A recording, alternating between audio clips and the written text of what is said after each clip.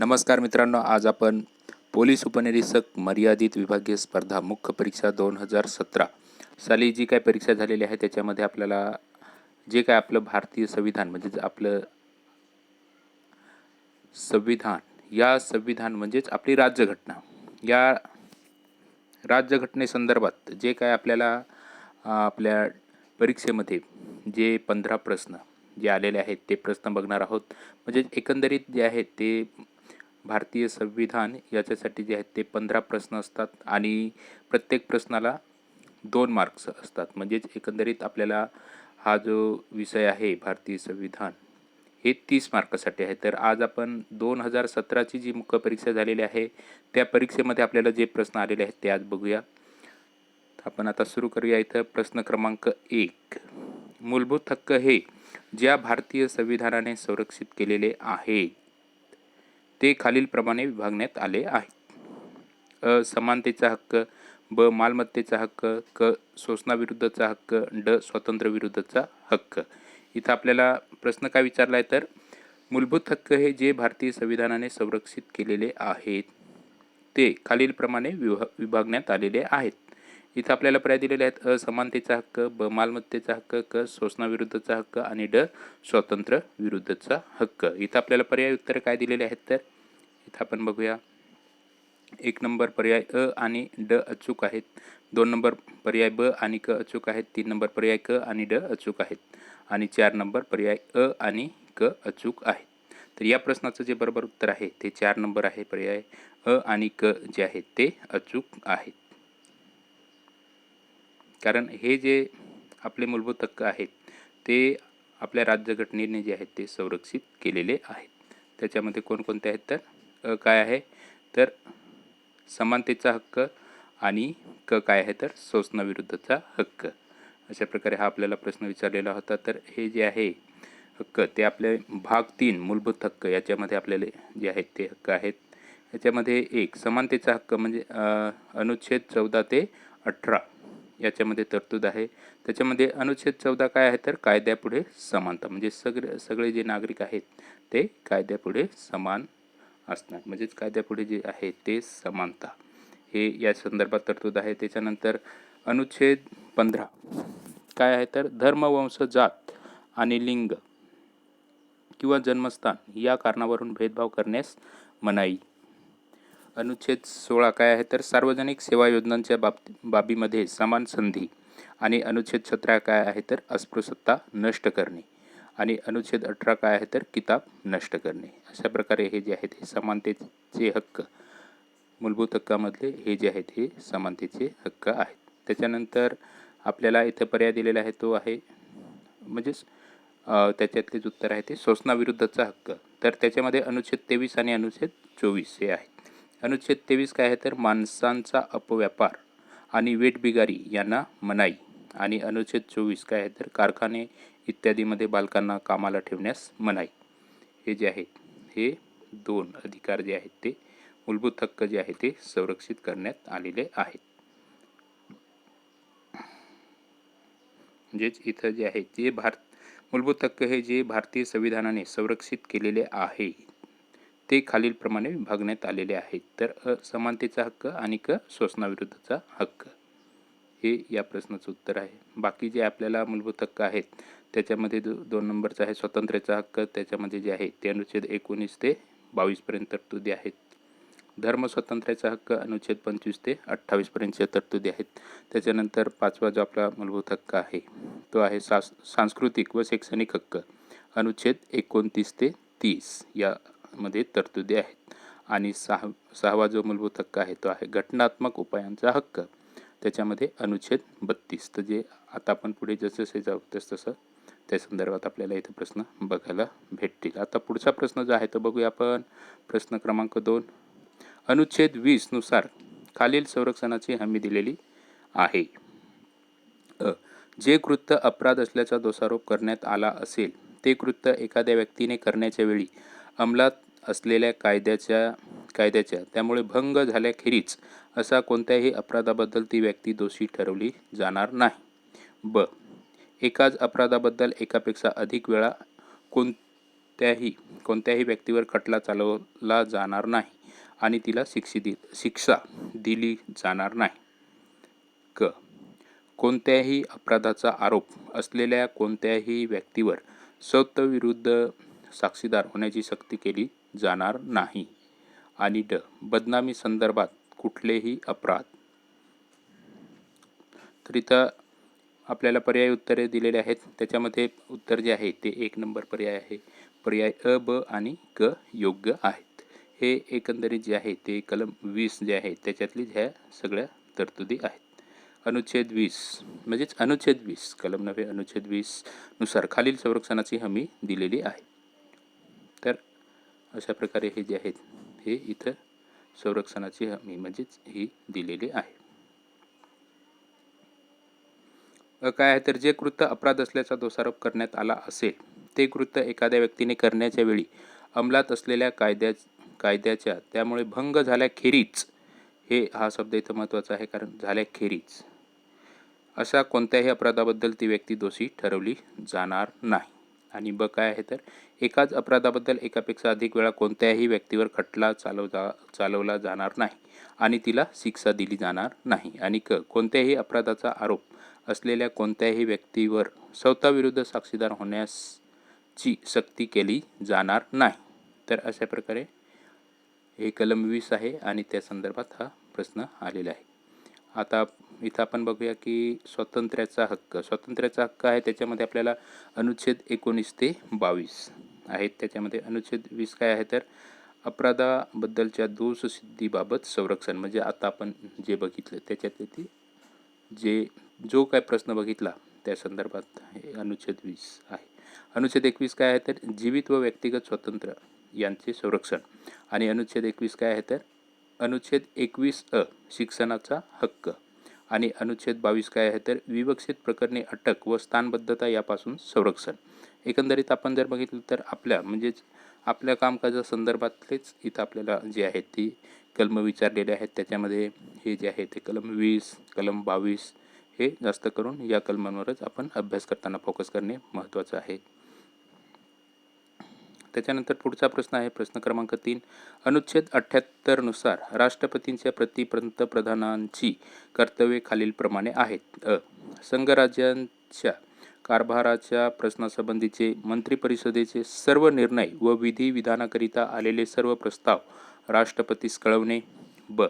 संघराज्यांच्या कारभाराच्या प्रश्नासंबंधी व विधानाकरिता आलेले प्रस्तावासंबंधी राष्ट्रपती मागविल ती माहिती पुरवणे. क. ज्या बाबींवर एखाद्या मंत्र्याने निर्णय घेतलेला आहे पण मंत्रिपरिषदेने जिच्यावर विचार केलेला नाही अशी कोणतीही बाब. आणि ड. विधिविषयक बाबींवर भारत सरकारला सल्ला देणे. इथं पर्याय उत्तरे दिलेले आहेत ते आपल्याला इथं बघूया. 1 नंबर पर्याय अ, क आणि ड अचूक आहेत. 2 नंबर पर्याय ब, क आणि ड अचूक आहेत. 3 नंबर पर्याय अ, ब, क अचूक आहेत. 4 नंबर वरील सर्व पर्याय अचूक आहेत. तर या ठिकाणी जे आहे ते उत्तर आहे 3 नंबर पर्याय अ, ब आणि क. विधिविषयक बाबींवर भारत सरकारला सल्ला देणे हे जे आहे हे पंतप्रधानांचं काम नाही. बरोबर. अनुच्छेद 78 काय आहे तर राष्ट्रपतीस माहिती पुरवणे इत्यादी बाबत पंतप्रधानांची कर्तव्ये.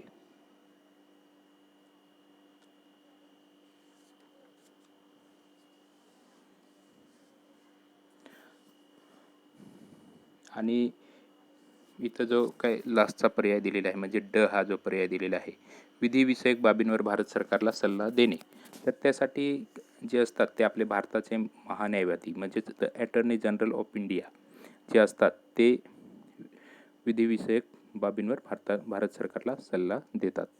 ते जे आहे ते अनुच्छेद 76 मध्ये त्या संदर्भात तरतूद आहे म्हणजे भारताचा महान्यायवादी.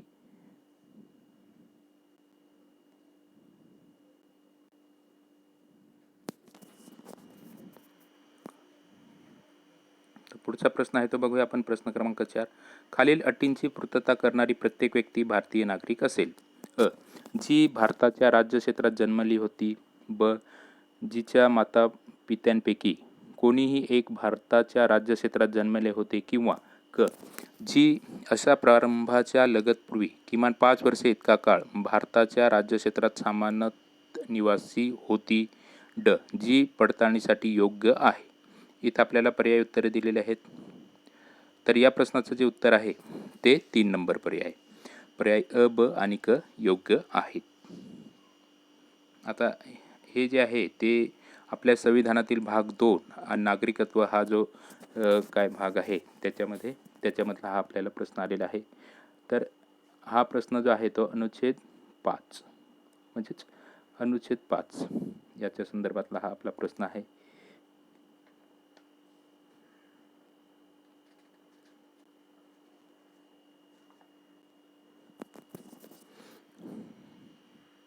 अनुच्छेद 5 काय आहे तर संविधानाच्या प्रारंभीचे नागरिकत्व. तर हे इथं आपल्याला कलमच दिलेले आहे त्याच्यामध्ये. तर ही अशा प्रकारे हा प्रश्न आहे. काय आहे तर जी भारताच्या खालील प्रश्न काय आहे तर खालील अटींची पूर्तता करणारी प्रत्येक व्यक्ती ही भारताची नागरिक असेल. जी भारताच्या राज्यक्षेत्रात जन्मली होती, बरोबर, आणि जिच्या मातापित्यांपैकी कोणतेही एक भारताच्या राज्यक्षेत्रात जन्मले होते, किंवा जी अशा प्रारंभाच्या लगतपूर्वी किमान 5 वर्षे इतका काळ भारताच्या राज्यक्षेत्रात सामान्यत निवासी होती. तर हे जे आहे हे कलम 5 मध्ये हे तरतुदी आहेत. तर इथं आपण हा प्रश्न इथं बघितला तर या प्रश्नाचं उत्तर आहे ते 3 नंबर पर्याय. आणि आपल्या संविधानाचा भाग 2 आणि नागरिकत्व हा जो काय विषय आहे म्हणजेच घटक आहे त्याच्यातला हा प्रश्न अनुच्छेद 5 या कलमावर आपल्याला म्हणजेच या अनुच्छेदावर आपल्याला प्रश्न विचारलेला आहे. संविधानाच्या प्रारंभीचे नागरिकत्व. त्याच्यानंतर अनुच्छेद 6 काय आहे तर पाकिस्तानातून स्थलांतर करून भारतात आलेल्या विवक्षित व्यक्तींचे नागरिकत्वाचे हक्क. त्याच्यानंतर अनुच्छेद 7 काय आहे तर स्थलांतर करून पाकिस्तानात गेलेल्या विवक्षित व्यक्तींचे नागरिकत्वाचे हक्क. आणि अनुच्छेद 8 काय आहे तर मूळच्या भारतीय असलेल्या पण भारताबाहेर राहणाऱ्या विवक्षित व्यक्तींचे नागरिकत्वाचे हक्क. अनुच्छेद 9 काय आहे तर परकीय देशांचे नागरिकत्व स्वइच्छेने संपादणाऱ्या व्यक्तींचे नागरिक नसणे म्हणजेच भारताचे नागरिक नसणे. आणि अनुच्छेद 10 काय आहे तर नागरिकत्वाचे हक्क चालू राहणे. आणि अनुच्छेद 11 काय आहे तर संसदेने नागरिकत्वाच्या हक्काचे कायद्याद्वारे विनियमन करणे. तर अशा प्रकारे हा भाग 2 आहे त्याच्यामधली ही आपली कलमं आहेत. आता पुढचा प्रश्न काय आहे तर प्रश्न क्रमांक 5 बघूया. प्रश्न क्रमांक 5 राज्यघटनेनुसार सर्वोच्च न्यायालयाला खालील अधिकार क्षेत्र प्रदान केलेली आहेत. अभिलेख न्यायालय. ब संविधानिक उपाययोजनांचा हक्क. मूळ अधिकारिता. फेडरल न्यायालयाची अधिकारिता. इथं जे आहेत ते पर्याय उत्तरे दिलेले आहेत. तर हा जो प्रश्न आहे हा आपल्या राज्यघटनेनुसार सर्वोच्च न्यायालयासंदर्भातला हा प्रश्न आहे.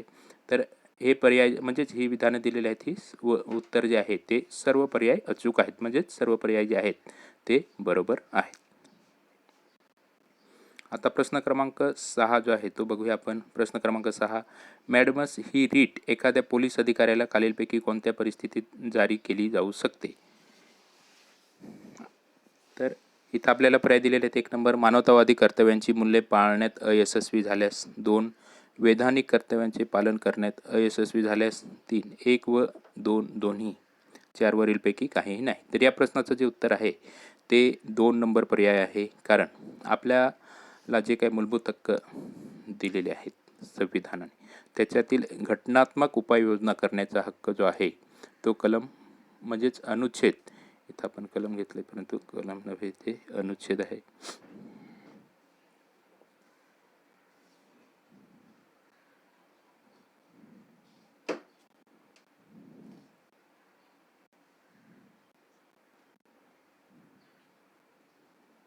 अनुच्छेद 32 मध्ये जे आहेत त्या तरतुदी आहेत संपूर्ण.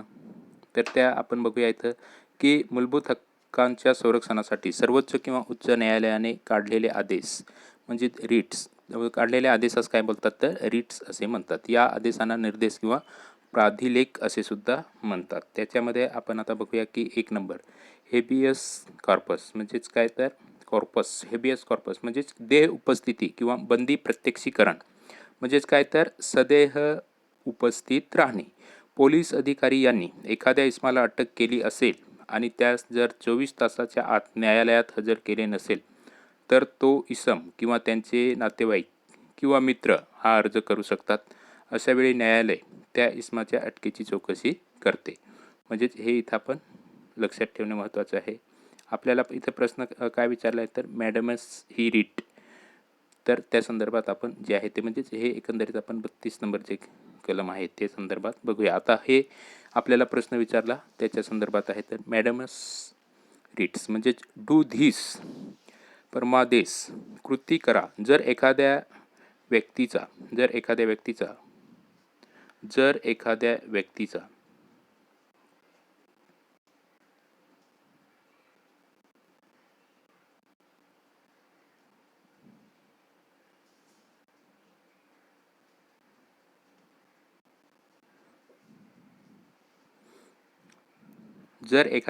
किंवा व्यक्तिगटाचा मूलभूत हक्क डावलला गेला तर ती व्यक्ती किंवा व्यक्तिगट आपल्या मूलभूत हक्काच्या रक्षणासाठी न्यायालयात परमादेश रीट अर्ज दाखल करू शकतात. त्या अनुषंगाने बाधित व्यक्ती अथवा व्यक्तिगटाचा मूलभूत हक्काचे संरक्षण जे आहे ते केले जाते.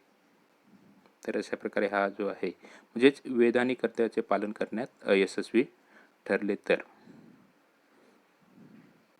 त्या संदर्भात हा जो आहे तो प्रश्न आहे. आता प्रोहिबिशन्स म्हणजेच काय आहे तर प्रतिषेध. जर कनिष्ठ न्यायालयाकडून अधिकार क्षेत्राचे उल्लंघन झाले तर प्रतिषेध हा आदेश वरिष्ठ न्यायालयाकडून कनिष्ठ न्यायालयाला त्यांच्या अधिकार क्षेत्राबाहेर जाण्यास प्रतिबंध करण्यासाठी दिला जातो. कनिष्ठ न्यायालये त्यांच्या अधिकार क्षेत्राच्या मर्यादेत राहून काम करतील अशी अपेक्षा असते. त्याच्यानंतर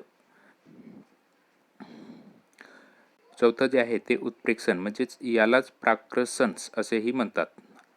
सेरेटेरीज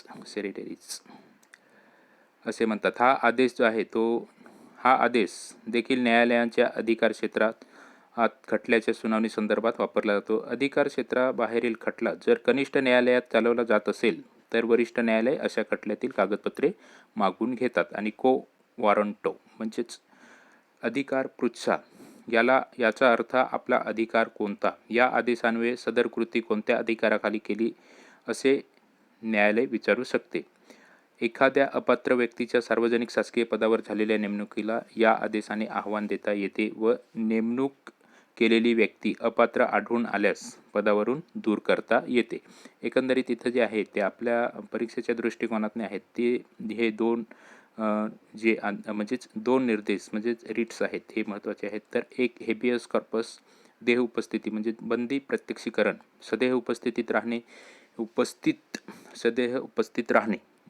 पोलीस अधिकारी यांनी एखाद्या इसमाला अटक केली असेल आणि त्यास 24 तासाच्या आत न्यायालयात हजर केले नसेल तर तो इसम किंवा त्याचे नातेवाईक मित्र हा अर्ज करू शकतात. तर हे आपल्या दृष्टिकोनातून जे आहे ते आपल्याला इथं महत्त्वाचं आहे. आणि हे परमादेश म्हणजेच कृती करा. जर एखाद्या व्यक्तीची किंवा व्यक्तिगटाचा मूलभूत हक्क डावलला गेला तर ती व्यक्ती किंवा व्यक्तिगट आपल्या मूलभूत हक्काचे रक्षणासाठी न्यायालयात परमादेश रीट अर्ज दाखल करू शकतात. त्या अनुषंगाने बाधित व्यक्ती अथवा व्यक्तिगटाच्या मूलभूत हक्काचे संरक्षण केले जाते. तर हे जे दोन आहेत हे दोन ते आपल्यासाठी महत्त्वाचे आहेत. तर अशा प्रकारे म्हणजेच वेदाने हा जो प्रश्न आहे तो त्या संदर्भात आलेला आहे. मॅडमस ही रीट एखाद्या पोलीस अधिकाऱ्याला खालीलपैकी कोणत्या परिस्थितीत जारी केली जाऊ शकते. तर या प्रश्नाचं उत्तर आहे ते 2 नंबर पर्याय आहे. वैधानिक कर्तव्याचे पालन करण्यात अयशस्वी झाल्यास. तर हे जे दोन आहेत हे आपण लक्षात ठेवणे महत्त्वाचे आहे. हेबियस कॉर्पस म्हणजेच बंदी प्रत्यक्षीकरण आणि परमादेश म्हणजे मॅडमस प्रमादेश म्हणजेच कृती करा हे आपल्यासाठी महत्त्वाचे आहेत. बाकी हे जे 3 आहेत ते न्यायालयासंदर्भात आहेत. आता पुढचा प्रश्न विचारलेला आहे तो बघूया आपण. प्रश्न क्रमांक 7. भारतीय घटनेतील कोणत्या अनुच्छेदात घटनादुरुस्तीसाठी तरतूद आहे. तर हा प्रश्न अतिशय सोपा आहे. तर या प्रश्नाचं उत्तर आहे ते 4 नंबर पर्याय. अनुच्छेद 368 आता इथं आपण बघूया की आपल्याला त्या म्हणजे त्या प्रश्नामध्ये जे काही पर्याय दिलेले आहेत त्या संदर्भात माहिती बघूया. अनुच्छेद 30 काय आहे तर अल्पसंख्याक वर्गाच्या शैक्षणिक संस्था स्थापण्याचा व त्यांचे प्रशासन करण्याचा हक्क. आणि अनुच्छेद 256 काय आहे तर राज्य व संघराज्य यांचे प्रतिदायित्व. या संदर्भात ही जी आहेत ती 2 कलमं आहेत. आता पुढचा प्रश्न आहे तो बघूया आपण. प्रश्न क्रमांक 8. खालील विधाने वाचा. विधान 1. भारतीय राज्यघटनेतील अनुच्छेद 217 उच्च न्यायालयाच्या न्यायाधीशांच्या कार्यालयाच्या नियुक्ती व नियमाशी निगडीत आहे. विधान 1 बरोबर. आता विधान 2 काय आहे तर एखादी व्यक्ती उच्च न्यायालयाच्या न्यायाधीशांच्या नियुक्तीसाठी पात्र ठरणार नाही जोपर्यंत ती भारताचा नागरिक नसेल आणि भारताच्या राज्यात किमान 5 वर्षे न्यायिक पद धारण केलेले नसेल. तर इथं आपण आता हे जर बघितलं ही दोन्ही विधानं बघितली तर या प्रश्नाचं उत्तर जे आहे ते 1 नंबर आहे. कारण विधान 1 जे आहे ते सत्य आहे म्हणजेच बरोबर आहे आणि विधान 2 जे आहे ते असत्य आहे म्हणजे चुकीचं आहे.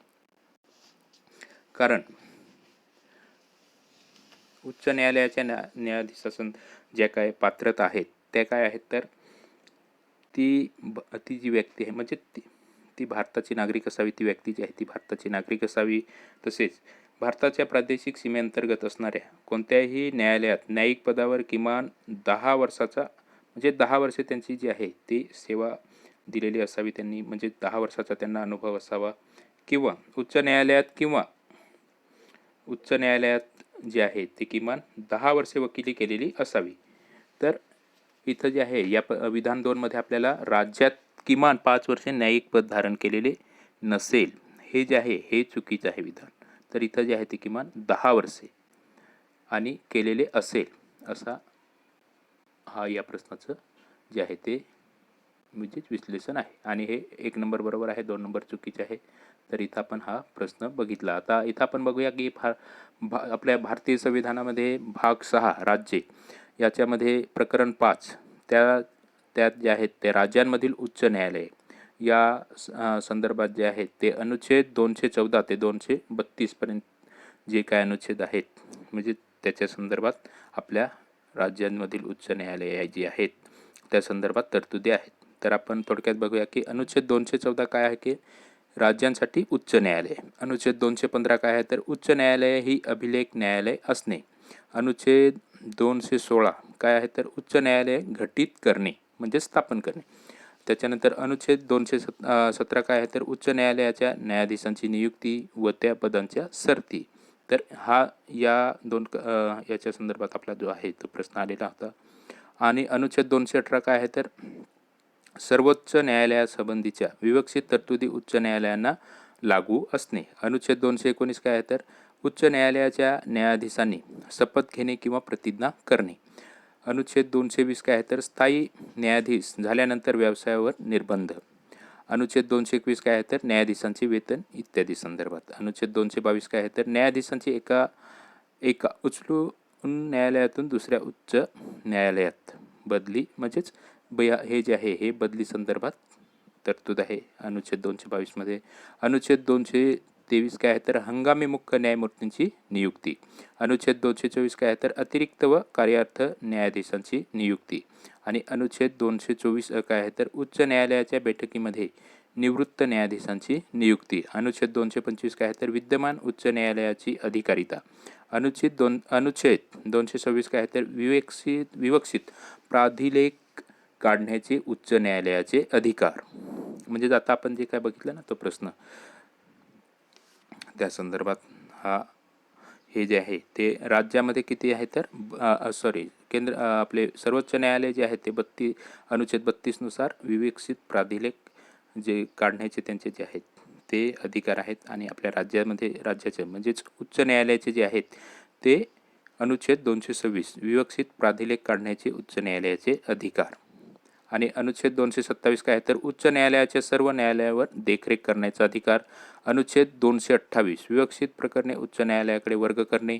अनुच्छेद 229 काय आहे तर उच्च न्यायालयाचे अधिकारी व सेवक यांचा खर्च. अनुच्छेद 230 काय तर उच्च न्यायालयाचे अधिकारितेचा संघ राज्य क्षेत्रावर विस्तार करणे. अनुच्छेद 231 काय तर 2 किंवा अधिक राज्यांसाठी सामायिक उच्च न्यायालयाची स्थापना.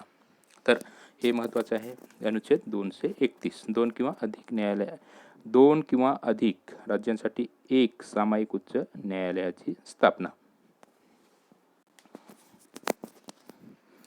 आता इथं जे आहे ते तिने भारताच्या राज्यक्षेत्रात निदान 10 वर्षे न्यायिक अधिकार पद धारण केलेले असावे. तसेच एखाद्या उच्च न्यायालयात अथवा लागोपाठ अशा 2 अधिक न्यायालयात किमान 10 वर्षे अधिवक्ता म्हणून काम केलेले असावे. म्हणजेच इथं आपला जो हा पर्याय आहे विधान 2 त्या संदर्भातली ती माहिती आहे. तर अशा प्रकारे हा इथं आपण प्रश्न बघितला. प्रश्न काय विचारलाय तर प्रश्न क्रमांक 8 खालील विधाने वाचा. आणि तर विधान 1 बरोबर आहे आणि विधान 2 चुकीचे आहे. तर तिथं त्या संदर्भात आपण इथं जे आहे ती माहिती बघितली. आता प्रश्न क्रमांक 9 बघूया आपण. अनुच्छेद 338 मधील कलम 5 प्रमाणे अनुसूचित जाती अनुसूचित जमातीसाठीच्या राष्ट्रीय आयोगांची कर्तव्ये पुढील प्रमाणे असतील. अनुसूचित जाती जमातींच्या संरक्षक उपाययोजने संबंधीच्या सर्व बाबींचे अन्वेषण व संनियंत्रण करणे. अनुसूचित जाती जमातींच्या संरक्षक उपाययोजनेपासून वंचित केल्या संबंधीच्या नेमक्या तक्रारींची चौकशी करणे. सामाजिक आर्थिक विकासाच्या नियोजन प्रक्रियेमध्ये सहभागी होणे व सल्ला देणे. आणि संरक्षक उपाययोजनांच्या कार्यान्वयावरील अहवाल दरवर्षी आणि आयोगाला योग्य वाटेल अशा इतर वेळी पंतप्रधानांना सादर करणे. इथं आपल्याला पर्याय उत्तरे दिलेले आहेत. त्याच्यामध्ये जे आहेत तर या प्रश्नाचं उत्तर आहे ते 4 नंबर पर्याय आहे. पर्याय अ, ब आणि क हे जे आहे हे बरोबर आहे. कारण आपल्याला इथं काय विचारलं आहे प्रश्न तर हे 5 म्हणजे त्याच्यातलं जे पोटकलम 5 आहे त्या संदर्भातलं जे आहे आपल्याला इथं प्रश्न विचारलेला आहे. कारण अनुच्छेद 338 हे जे आहे त्याच्यानंतर अनुच्छेद जे आहे ते 338 आणि त्याच्यानंतर 338 म्हणजेच अलग अलग करण्यात आलेले आहेत. तर 338 जे आहे ते अनुसूचित जाती राष्ट्रीय आयोग या संदर्भात तरतुदी आहेत आणि 338 मध्ये जे आहेत ते अनुसूचित जमाती राष्ट्रीय आयोग या संदर्भात तरतुदी आहेत. बाकी ज्या तरतुदी आहेत त्या समानच आहेत या सगळ्या.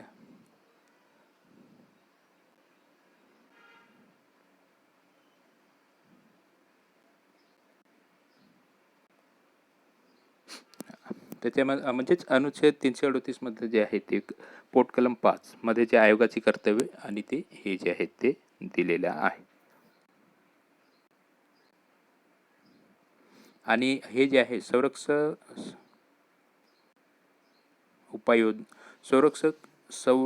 उपाययोजनांच्या कार्यांवरील अहवाल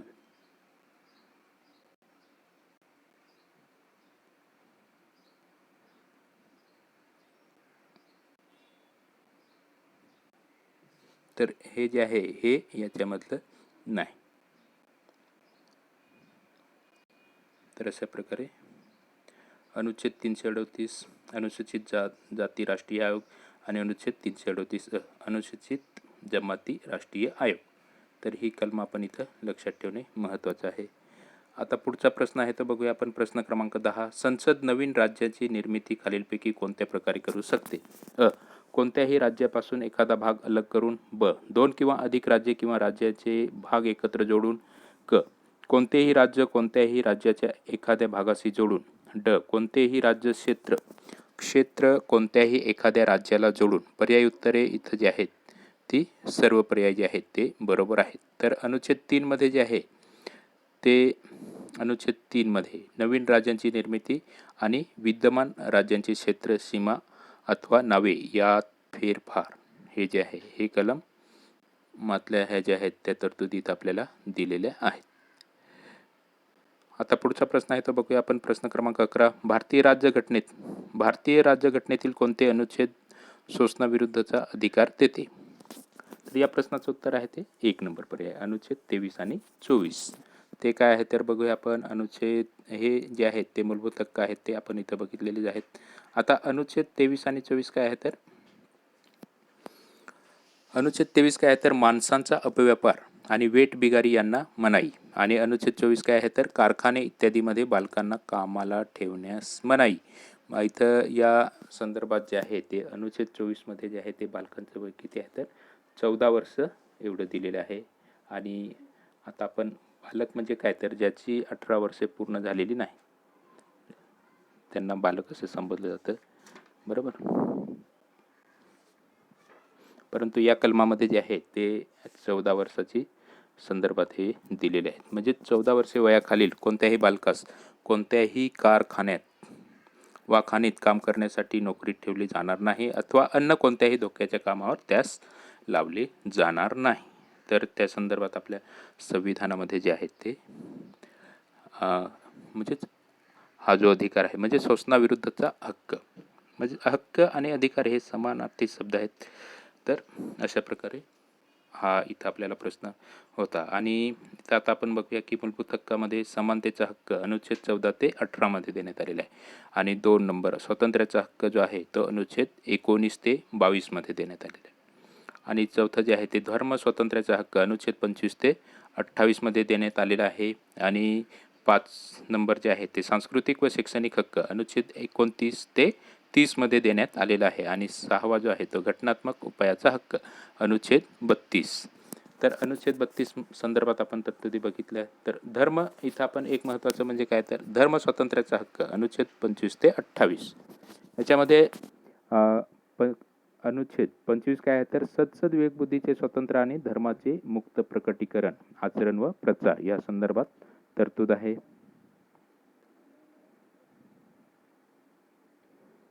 त्याच्यानंतर अनुच्छेद 26 काय आहे तर धर्मविषयक व्यवहारांची व्यवस्था पाहण्याचे स्वतंत्र. आणि अनुच्छेद 27 काय आहे तर एखाद्या विशिष्ट धर्माच्या संवर्धनाकरिता कर देण्याबाबत स्वातंत्र्य.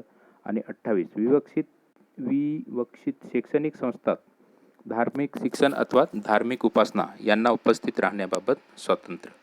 तर हे जे आहे ते इथं हे धर्म स्वातंत्र्य संदर्भात जे काय हक्क आहेत म्हणजे स्वातंत्र्य त्या संदर्भात ही कलमं आहेत. आणि 5वा जो आपला हक्क आहे तो म्हणजेच सांस्कृतिक व शैक्षणिक हक्क. तर 29 काय तर अल्पसंख्याक वर्गाच्या हितासंबंधाचे संरक्षण. आणि 30 नंबर जे आहे ते अल्पसंख्याक वर्गाच्या शैक्षणिक संस्था स्थापण्याचे व त्यांचे प्रशासन करण्याचा हक्क या संदर्भात तरतुदी आहेत. आणि आपलं अनुच्छेद 32 ते जे आहे ते तर आपण बघितलं. त्याच्यामध्ये अनुच्छेद 32 काय मधले जे 2 घटक आहेत ते आपल्यासाठी म्हणजेच आपल्या परीक्षेच्या दृष्टिकोनातून आपल्याला महत्त्वाचे आहेत. त्याच्यामध्ये जे आहेत ते आपण बघितलं की रीट संदर्भात म्हणजेच परमादेश आणि बंदी प्रत्यक्षीकरण हे जे 2 घटक आहेत ते आपल्याला महत्त्वाचे आहेत.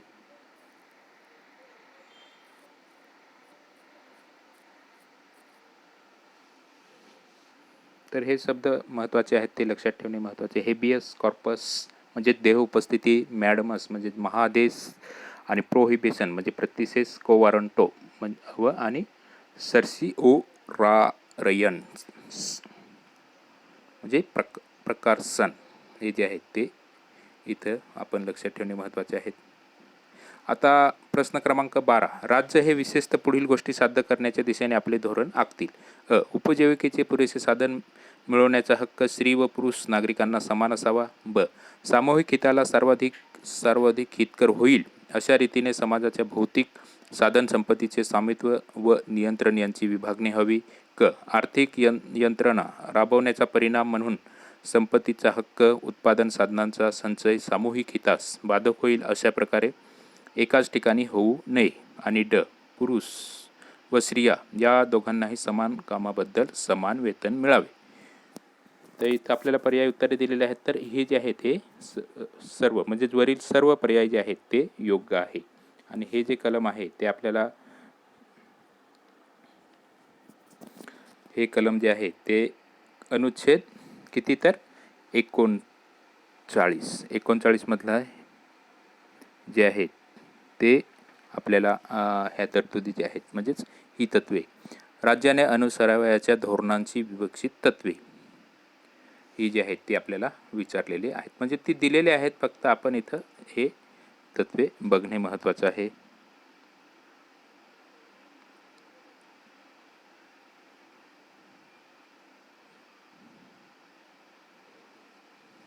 अनुच्छेद 39 मधलं. कारण हे जे आहेत ते संपूर्ण त्याच्यातले हे दिलेले आहेत आपल्याला, हे मुद्दे जे आहेत ते कलमातले दिलेले आहेत. तर कलम कोणता आहे? तर कलम अनुच्छेद म्हणजेच अनुच्छेद 39, राज्याने अनुसरावयाच्या धोरणाची विकसित तत्वे.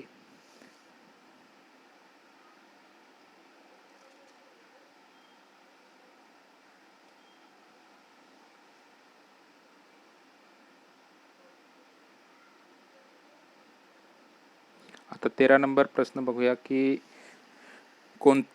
कोणत्या घटनात्मक दुरुस्तीद्वारे भारतीय संविधानात मूलभूत कर्तव्य समाविष्ट केली आहेत? 1 नंबर 24 नंबर घटनादुरुस्ती, 2 नंबर 62 नंबर घटनादुरुस्ती, 3 नंबर 78 नंबर घटनादुरुस्ती आणि 4 नंबर 42 नंबर घटनादुरुस्ती. तर या प्रश्नाचं जे उत्तर आहे ते 4 नंबर आहे, 42वी घटनादुरुस्ती.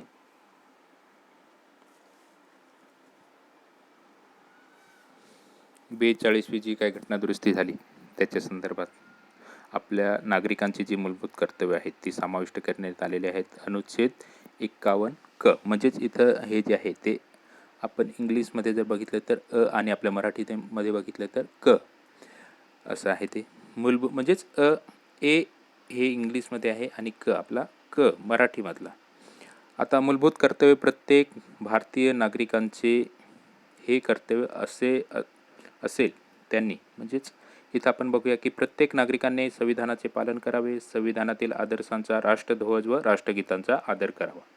2 दुसरं जे कर्तव्य आहे आपलं ते बघूया आपण, स्वतंत्र लढ्यास प्रेरक ठरलेल्या उदात्त आदर्शाची जोपासना करून त्यांचे अनुसरण करणे. 3 देशाचे सार्वभौमत्व, एकता व एकात्मता उन्नत राखणे व त्यांचे संरक्षण करणे. चौथं जे कर्तव्य आहे, चौथं आपलं मूलभूत कर्तव्य आहे ते आहे देशाचे संरक्षण करणे, आव्हान केले जाईल तेव्हा राष्ट्रीय सेवा बजावणे. आणि 5वं जे आपलं मूलभूत कर्तव्य आहे ते धार्मिक, भाषिक व प्रादेशिक किंवा वर्गीय भेदांच्या पलीकडे जाऊन भारतातील सर्व जनतेमध्ये सामंजस्य व बंधुभाव वाढीला लावणे, स्त्रियांच्या प्रतिष्ठेस उणेपणा आणणाऱ्या प्रथांचा त्याग करणे. आणि 6वं जे काय आपलं मूलभूत कर्तव्य आहे ते बघूया आपण, आपल्या संमिश्र संस्कृतीच्या समृद्ध वारसाचे मोल जाणून तो जतन करणे. आणि 7 वने, सरोवरे, नद्या व वन्यजीवसृष्टी यासह नैसर्गिक पर्यावरणाचे रक्षण करून त्यात सुधारणा करणे आणि प्राणी मात्रांबद्दल दयाबुद्धी बाळगणे. आणि 8वं जे आपलं मूलभूत कर्तव्य आहे ते विज्ञाननिष्ठ दृष्टिकोन, मानवतावाद आणि शोधक बुद्धी व सुधारणावाद यांचा विकास करणे. आणि 9वं जे आहे ते सार्वजनिक मालमत्तेचे रक्षण करणे व हिंसाचारापासून दूर राहणे. आणि 10 नंबर जे आहे ते मूलभूत कर्तव्य आहे की राष्ट्र सतत उपक्रम व सिद्धी यांच्या चढत्या श्रेणी गाठत जाईल अशा प्रकारे सर्व व्यक्तिगत व सामुदायिक कार्यक्षेत्रात पराकाष्ठेचे यश संपादन करण्यासाठी झटणे. आणि 11वं जे आहे ते मूलभूत कर्तव्य आहे ते म्हणजेच 6 ते 14 इथं जे आहे तो मराठी झालेला आहे, 6 ते 14 वयोगटातील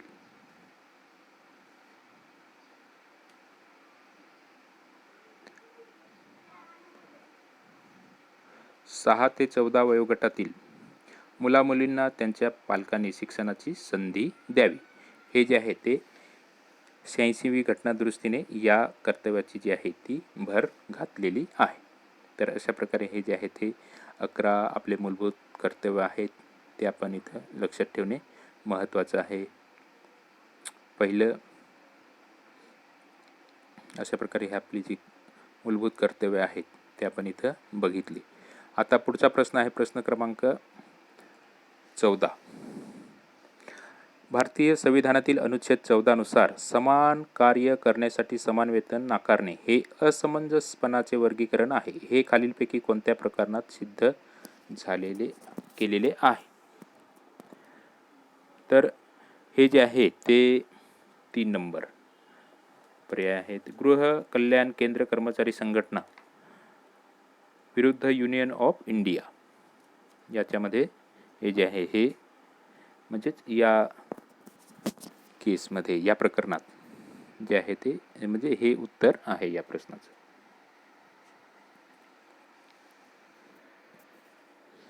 समान कामासाठी समान वेतन नाकारणे म्हणजेच अनुच्छेद 14च्या अर्थानुसार चुकीचे वर्गीकरण आहे. हे जे आहे हे या प्रश्नाचं उत्तर आहे ते 3 नंबर आहे. तसेच ही म्हणजे हे जे आहे ही केस आहे, तर त्याच्या संदर्भात हे उत्तर आहे. गृह कल्याण केंद्र कर्मचारी म्हणजेच कर्मचारी संघटना विरुद्ध युनियन म्हणजेच युनियन विरुद्ध युनियन ऑफ इंडिया म्हणजे आपलं भारत सरकार. तर ही जी केस आहे ती या संदर्भात आहे. आणि कलम जे आहे ते 39 मध्ये या संदर्भात जे आहेत त्या तरतुदी आहेत.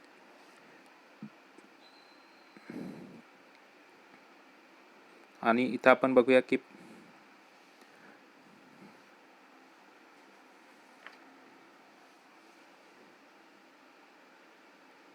इथं आपल्याला जो प्रश्न विचारलेला आहे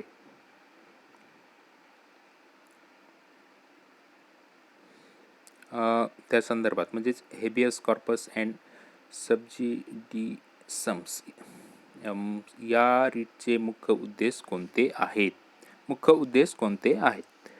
तर या प्रश्नाचं उत्तर आहे ते 2 नंबर पर्याय आहे. बेकायदेशीररित्या बंदी केल्याचे आढळलेल्या व्यक्तीची मुक्तता करणे. त्या संदर्भात आपण तिथं बघितलेलंच आहे.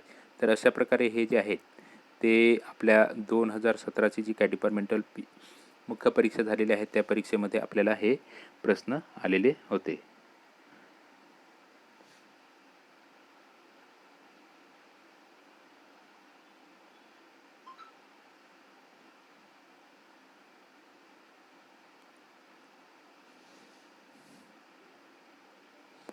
धन्यवाद मित्रांनो. आपला PP मोर सागरेवाला हा यूट्यूब चॅनल आहे. आपण हे जे प्रश्न आहेत ते आपल्या मित्रांना म्हणजेच मदत हवी याच्यासाठीच बनवत असतो. तर आपण व्हिडिओ आवडला तर जरूर लाईक करावा, नसेल आवडला तर डिसलाईक करावा, तसं काय हे नाही. आता जे 2021ची परीक्षा झालेली आहेत त्या संदर्भात जे आहेत ते पण आपण प्रश्न बघणार आहोत. पण आज जे आहे ते एवढे आता आपण हे प्रश्न बघितले. आता आपण इथंच थांबूया. धन्यवाद मित्रांनो. थँक्यू. जय हिंद, जय महाराष्ट्र.